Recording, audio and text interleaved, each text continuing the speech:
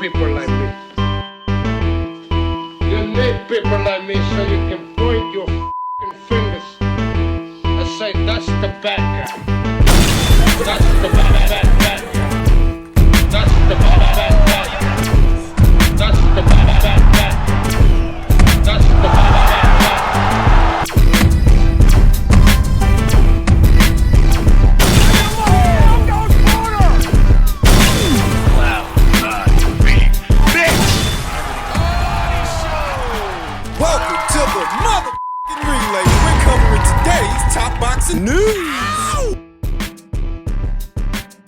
Okay, we'll start with this. It appears that Sandy Ryan is charting a course for a homecoming bout, a roll of the dice, according to Eddie Hearn. Boxer Sandy Ryan could return to Derby for a world title defense, with the promoter Eddie Hearn saying he's willing to roll the dice on a homecoming bout. The 30-year-old retained her WBO welterweight crown in Sheffield back in March with an impressive fourth-round stoppage win against fellow Briton Terry Harper.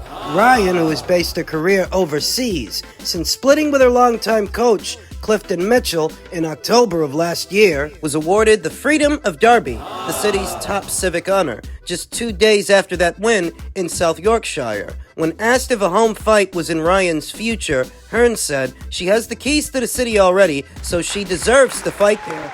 Derby is an active city, a sporting city, so why not roll the dice there? Hearn, one of the sport's highest profile promoters, said the upcoming schedule for Ryan had yet to be decided, with a number of potential opponents to consider. Former undisputed light welterweight champion Chantel Kimran, IBF welterweight champion Natasha Jonas, Michaela Mayer, who Jonas beat to retain her title in January, are all prospective matchups mentioned by Hearn in an interview with BBC Radio Derby. She, Sandy Ryan, wants big fights, he said, and these are huge fights. She will be in those fights, but most importantly, we have to keep her active. Ryan says she's preparing for a bout in September, but responded to Hearn's suggestion about potentially squeezing 2 fights in before the end of the year as being a nice idea, but not one she sees as likely. Boxing is not just a sport anymore, it's a business, especially at this level, she said.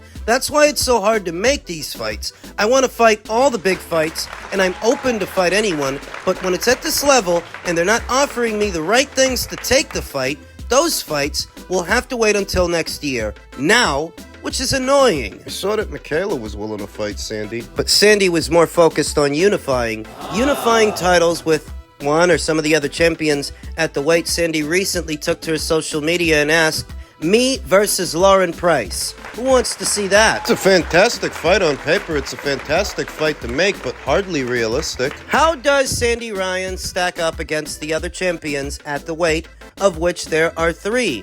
I would give Sandy Ryan very good odds to beat WBC champion of Croatia, Ivana Habazin. I think Sandy would beat her. I think she would beat her from pillar to post. I think she would beat Natasha Jonas for Natasha's IBF title. As much as I like Natasha, I love Natasha. I think Sandy would do to Natasha what she just did to Terry Harper for the same reason she did what she did to Terry Harper. Natasha's not a true welterweight. She's a naturally smaller fighter who moved up in weight. Don't forget, Natasha used to campaign as low as 130 pounds. And even though she's talented and she's strong, she's getting up there in age, and she's noticeably smaller than Sandy. So if you put them in the same ring, I think Sandy would do to Natasha what she just did to Terry. Sandy's too big, too strong for Natasha. Now Lauren Price. Now you're cooking with rice. Or is it oil? Yes. The Lauren Price fight is a ticking time bomb. The sooner Sandy can have that fight, the better, because Lauren is only going to become more difficult to deal with as she continues to amass professional experience. Right now, Sandy has slightly more experience than Lauren, a smidge. But so far, Sandy has fought better fighters than Lauren has fought. She fought a former champion, tough Argentinian slugger in Erica Farias 2 times, an aggressive puncher in Canada's Marie-Pierre Huel. Her and Lauren share a common opponent in Jessica McCaskill. Lauren's got a wee bit of catching up to do, but the longer the fight takes to make, the more opportunities she has to do it. Not on the eve of that fight. Sandy fights in Derby. She gets a homecoming fight in her next fight. It ain't gonna be against Lauren. make, and the longer the fight takes to make, the more dangerous Lauren Price becomes. Lauren's got speed, where Sandy's got power. In terms of preference and who I like to watch, I like watching Sandy's aggressive punching more than Lauren's athleticism, but a fight between them doesn't boil down to what I like. Who would win? Lauren doesn't have single punching power like Sandy. What she does have is athleticism, foot speed, and hand speed. She's very fast. Speed. She'd dart in and out of the pocket, put one or two punches together, then dart back out. Make herself a very tricky target for Sandy Ryan. Sandy's best bet would be to throw so much at Lauren, so much, so fast, so often within a round that due to Lauren's inexperience, she might cause her to wilt. The sooner that fight happens, the better. But the longer it takes to make, the more experience Lauren amasses, the more comfortable she grows under the hot lights and the big fights. And then it's not so easy to win. Could be difficult. Politics are an obstacle because Lauren's with Boxer and Sandy's with Matchroom. We are not on the eve of this fight. That ain't about to happen. Sandy's calling for it, but it ain't about to happen, so you know. It's an excellent fight if and when they can make it, but the sooner it happens for Sandy, the better. We'll see what does happen, because I don't think that's about to. In September. Men's lightweight news.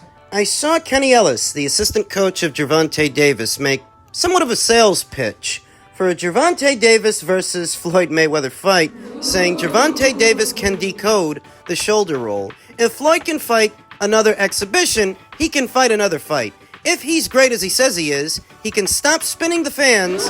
Gervonta versus Floyd. Floyd is 47 years old. So basically, you're looking to fight an older fighter. When you finally decide to fight Vasyl Lomachenko after 7 years of avoiding it, or you make a sales pitch for a Davis versus Mayweather fight, Floyd Mayweather, who's 47 years old, it just makes it that much more obvious you don't want to fight your contemporaries. The younger ones. Shakur Stevenson, who's at your weight right now, it feels like the ship is all but sailed for a Devin Haney fight, but Teofimo Lopez is still up there. And they used to call these guys the Four Kings. The Four Kings, Gervonta Davis, Devin Haney, Shakur Stevenson, Teofimo. They're not the Four Kings to me because the Four Kings, the real ones, Sugar Ray Leonard, Roberto Duran, Tommy Hearns, Marvin Hagler, they all fought each other. All of them. Sugar Ray Leonard fought Roberto Duran. He fought Tommy Hearns. He fought Marvin Hagler. Marvin Hagler fought Roberto Duran, Sugar Ray Leonard, and Tommy Hearns. And Tommy fought them. All of them. They all fought each other. Whereas Gervonta hasn't fought Devin Haney, Teofimo Lopez. He's not about to fight Shakur Stevenson. Shakur, he hasn't fought Gervonta. He hasn't fought Teofimo. He hasn't fought Devin. Devin hasn't fought them. They're not the Four Kings. They're not the fucking Four Kings. Four Kings were the Four Kings, and all four of them fought each other. In this era, you just have a bunch of posers posturing, a bunch of wannabes who want to be thought of as the Four Kings, but they're not. Fuck out of here. Your assistant coach is calling for a fight with a 47-year-old retiree. Have you no shame? There's not enough fighters in your division, enough champions to fight. There were 3 other champions at your weight. 4 more if you move up. 4 more at 140. That what you're talking about is fighting a 47-year-old retiree. You no shame. I think he doesn't.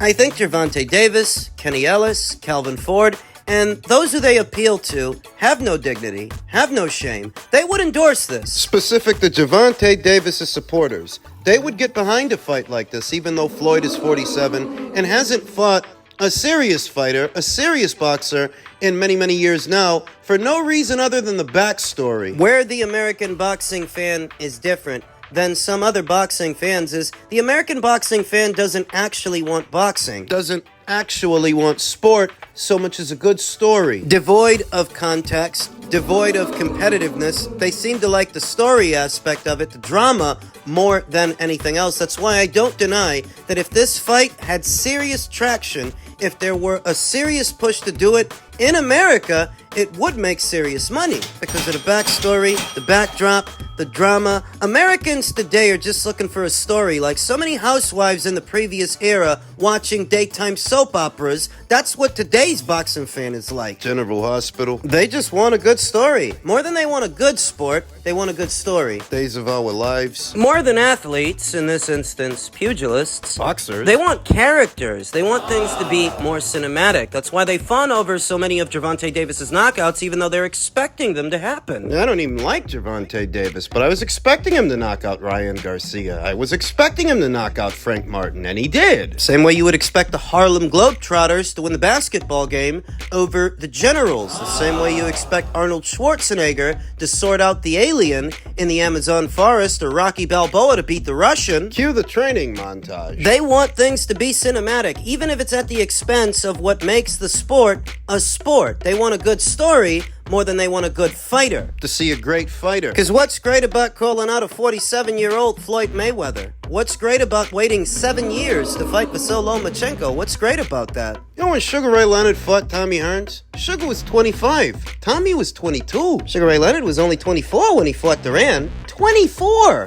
Both Oscar De La Hoya and Felix Trinidad were only 26 years old when they met each other in their mega match, in their showdown way back there in 1999. Both those guys were younger then than Gervonta Davis is now. Gervonta's coming up on 30. He's never been in an even contest, an even matchup, and he's coming up on 30. But you guys let him, because what you want to see is a good story more than you want to see a good fighter, a great fighter. You convince yourself that he's great. Because you buy into the marketing, you buy into the story. The student versus the teacher. Mayweather versus Gervonta Davis, in spite of the wide gap, the discrepancy in their ages, Yeesh. that Floyd hasn't fought in a serious boxing match in many years now, and he's coming up on 50. He's 47. Gervonta's coming up on 30. He's 29. That this is the sales pitch Kenny Ellis feels comfortable making on social media with no fear of being chastised for it, lambasted for it. No fear, because you won't call him out. You're just as tactless as he is. This is tantamount to Pretty Boy Floyd calling out a retired Sugar Ray Leonard for a fight. Pernell Whitaker. The American boxing scene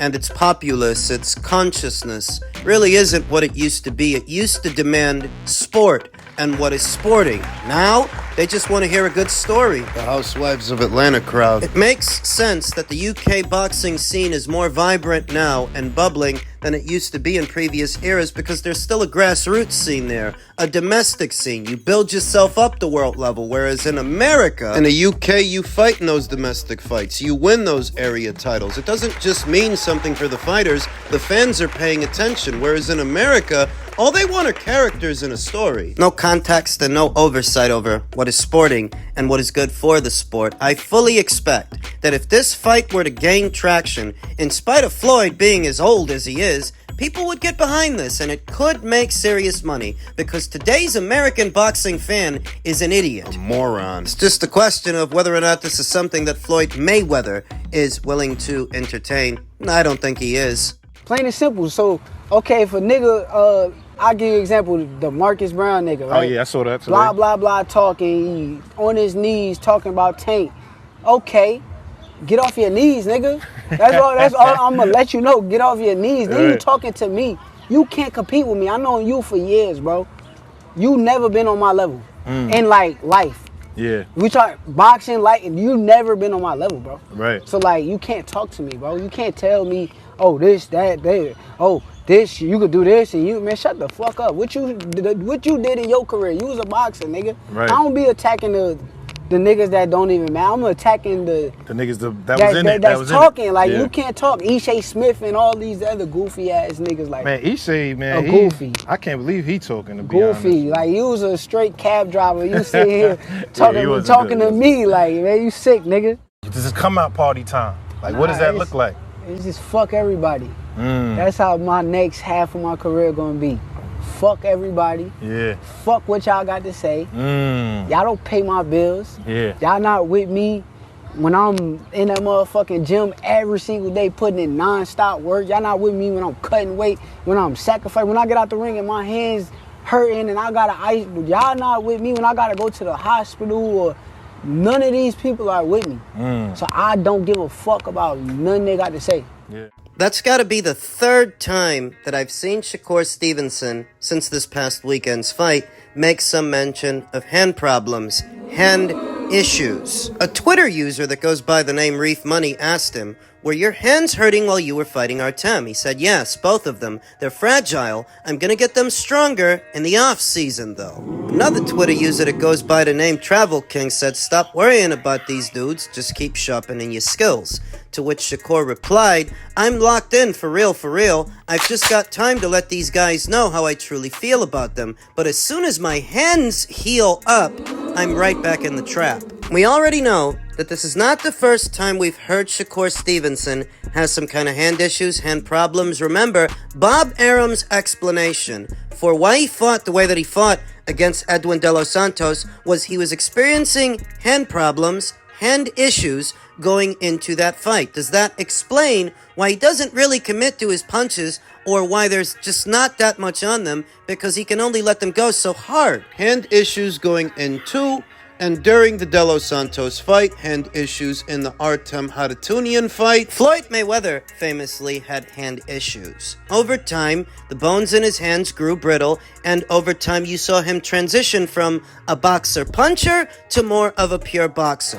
Doesn't really let his hands go that much, focuses on accuracy and efficiency, pot shotting, but he stopped being a combination puncher. The beatings that he used to put on guys, like what he did to Arturo Gatti and Chico Corrales, etc., all of that stopped over time. After a while, he became more of a pure boxer. The difference Between Shakur and Floyd is that there was a time when Floyd was a puncher, when Floyd was a killer, where there was never a time that Shakur was a puncher, a knockout merchant. He's been a finesse fighter from the very beginning, a pure boxer. There was never a time when Shakur Stevenson was known as a knockout guy, a knockout merchant. Part of me, a small part of me feels for the kid, because in this fight, unlike the last one, he didn't hang back like he did the last time. In this fight, he tried to come forward, he tried to lay into the guy, but if he's got hand issues, chronic hand issues. Look, he's just never gonna be a puncher. And that's hand issues or no hand issues, because power,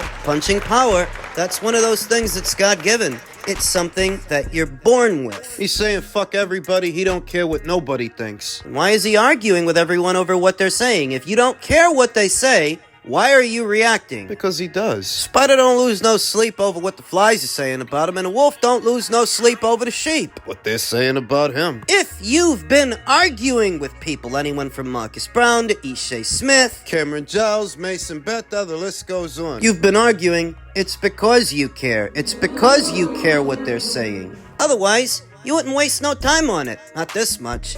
If Shakur were perhaps a bit more humble and a bit more honest, that, can't really knock guys out, he's got hand issues, he's doing the best he can, perhaps people would look at the situation differently, but he's just digging a hole, an even deeper hole, a bigger one, for himself. Going at everybody. He's not making the situation better, he's making the situation worse. Worse. Boxing has never had any shortage of tough critics. It's rough. But you're gonna drive yourself crazy trying to address every single individual that didn't like the way you fought, don't like the way you fight. You're gonna drive yourself nuts. Well, you gotta know when to shut the fuck up. Shut up. Shut the fuck up. But he's got to pull him to the side and tell him there's nothing constructive about what he's been doing online. Nothing to gain. It's just stress for the sake of stress.